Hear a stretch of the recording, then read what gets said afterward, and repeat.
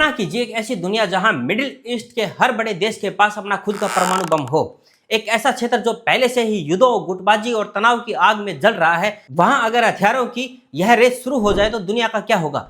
अगस्त 1945 में जब अमेरिका ने जापान पर परमाणु बम गिराए थे, तब से लेकर आज तक दुनिया के तमाम देश यही कोशिश कर रहे हैं कि यह खौफनाक तकनीक किसी दूसरे देश के हाथ न लगे। लेकिन 22 जुलाई 2026 को कुछ ऐसा हुआ जिसने ग्लोबल जियोपॉलिटिक्स में भूचाल ला दिया। अमेरिका के राष्ट्रपति डोनाल्ड ट्रंप और सऊदी अरब के क्राउन प्रिंस मोहम्मद बिन सलमान के बीच एक बेहद सीक्रेट न्यूक्लियर डील साइन हुई है। अमेरिका चीख चीख कर कह रहा है कि सऊदी अरब को दी जाने वाली यह तकनीक सिर्फ बिजली बनाने के लिए है, लेकिन न्यूयॉर्क टाइम्स जैसे बड़े अखबार कुछ ऐसा लिख रहे हैं जिससे इजराइल और ईरान दोनों की रातों की नींद उड़ गई है। जिस देश के पास दुनिया का सबसे बड़ा तेल खजाना है, उसे अचानक न्यूक्लियर एनर्जी की क्या जरूरत पड़ गई। क्या एमबीएस सिर्फ बिजली बनाना नहीं चाहते या इसके पीछे एक परमाणु बम तैयार करने की खामोश साजिश है? आज के इस वीडियो में हम इसी मास्टर प्लान का पूरा सच डिकोड करेंगे। इस पूरी कहानी की जड़ें 1953 से जुड़ी हैं। तब अमेरिका के राष्ट्रपति ने यूएन में अटेम्प्ट फॉर पीस नाम का एक प्रस्ताव रखा था। उनका मानना था कि न्यूक्लियर एनर्जी का इस्तेमाल तबाही के लिए नहीं बल्कि इंसानियत की भलाई के लिए होना चाहिए, यानी बिजली बनाने के लिए। इसी विजन के तहत 1954 में अमेरिका ने अपने एटॉमिक एनर्जी एक्ट में एक सेक्शन 123 जोड़ा। इस कानून के तहत अमेरिका अपने सहयोगी देशों को सिविलियन न्यूक्लियर प्रोग्राम के लिए तकनीक और फ्यूल दे सकता है। दिसंबर 2008 में भारत ने भी इसी 123 एग्रीमेंट पर साइन किए थे। हालांकि सिविलियन न्यूक्लियर प्रोग्राम को सबसे बेहतरीन तरीके से फ्रांस ने अपनाया, जो आज अपनी 65 से 70% बिजली इसी से बनाता है।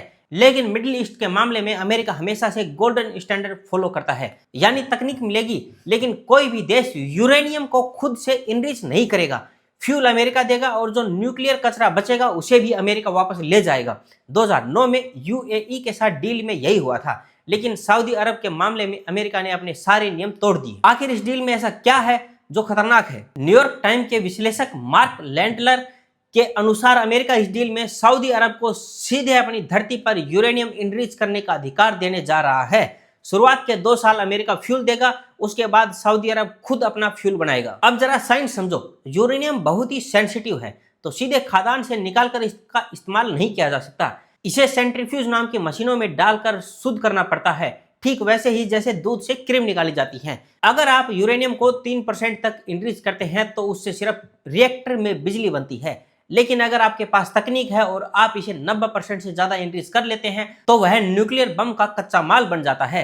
चिंता की बात यह है कि सऊदी अरब ने इंटरनेशनल एटॉमिक एनर्जी एजेंसी के सख्त इंस्पेक्शन एग्रीमेंट पर साइन करने से मना कर दिया है, यानी इंटरनेशनल अधिकारी उनके प्लांट की ठीक से जांच नहीं कर पाएंगे। अगर निगरानी ही नहीं होगी तो कौन रोक लेगा एमबीएस को 3% वाले यूरेनियम को 90% तक ले जाने से? सऊदी अरब यह सब इसलिए कर रहा है क्योंकि मिडिल ईस्ट में पहले से ही एक खामोश हथियारों की रेस चल रही है। सबसे पहले बात करते हैं इजराइल की। इजराइल ने कभी भी एनपीटी पर साइन नहीं किया। न्यूक्लियर थ्रेट इनिशिएटिव के अनुसार इजराइल के डिमोना न्यूक्लियर सेंटर में 1960 के दशक से ही बम बन रहे हैं। आज उनके पास लगभग 90 न्यूक्लियर वारहेड्स हैं और 300 और बनाने का मटेरियल मौजूद है।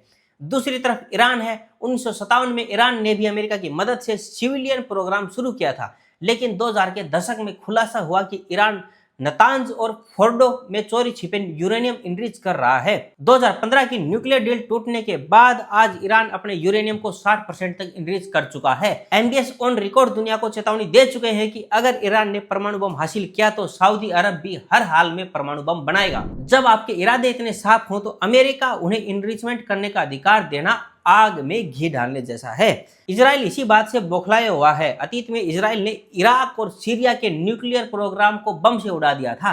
अगर इजराइल सऊदी अरब के प्लांट्स पर हमला करता है तो मध्य एशिया में अशांति फैलेगी। इतना ही नहीं, तुर्की भी इस रेस में पीछे नहीं है। रूस की मदद से तुर्की अक्कुयू न्यूक्लियर सेंटर चला रहा है और मार्च 2024 में तुर्की के विदेश मंत्री हाकान फिदान साहब कह चुके हैं कि तुर्की भविष्य में परमाणु हथियार हासिल कर सकता है।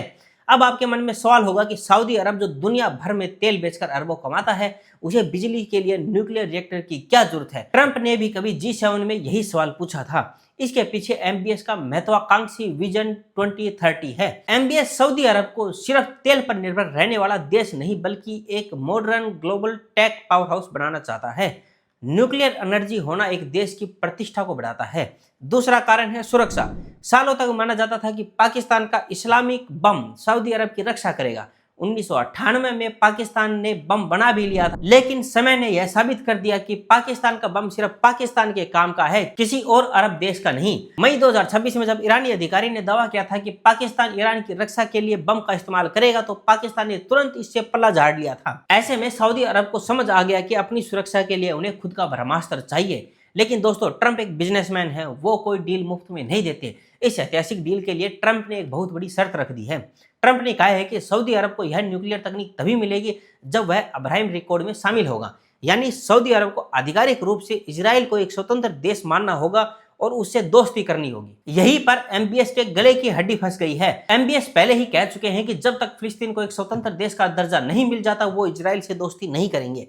एमबीएस भले ही राजा बनने वाले हों, लेकिन उन्हें अपनी जनता और अरब वर्ल्ड में समर्थन की जरूरत है। अगर वो फिलिस्तीन को दरकिनार करके इजराइल से हाथ मिलाते हैं तो देश में उनके खिलाफ बगावत हो सकती है। फिलहाल सऊदी अधिकारियों ने इस मुद्दे पर पूरी तरह से चुप्पी साध रखी है। दोस्तों, निष्कर्ष यह है कि अमेरिका और सऊदी अरब की यह न्यूक्लियर डील मिडिल ईस्ट के भविष्य के लिए एक बड़ा रिस्क है। सऊदी अरब का यह प्रपोज न्यूक्लियर प्रोग्राम कितना समय लेता है? क्या यह सिर्फ सिविलियन यूज तक सीमित रहेगा या फिर यह इससे भविष्य से परमाणु हथियार बनाने के रास्ते खुलेंगे? और सबसे बड़ा सवाल, क्या एमबीएस न्यूक्लियर पावर के बदले इजराइल से दोस्ती करने का जोखिम उठाएगा? हमें आने वाले कुछ महीनों में इसका जवाब मिल जाएगा। आपको क्या लगता है, क्या मिडिल ईस्ट एक नए न्यूक्लियर युद्ध की तरफ बढ़ रहा है? अपनी राय नीचे कमेंट सेक्शन में लिखो। अगर आपको हमारा यह एनालिसिस और रिसर्च पसंद आई हो तो वीडियो को लाइक करें, शेयर करें और चैनल को फॉलो करें। आप में से केवल 20% लोग ही इस चैनल को फॉलो करते हैं। प्लीज फॉलो करो यार, हमें मोटिवेशन मिलता है। जय हिंद, जय भारत।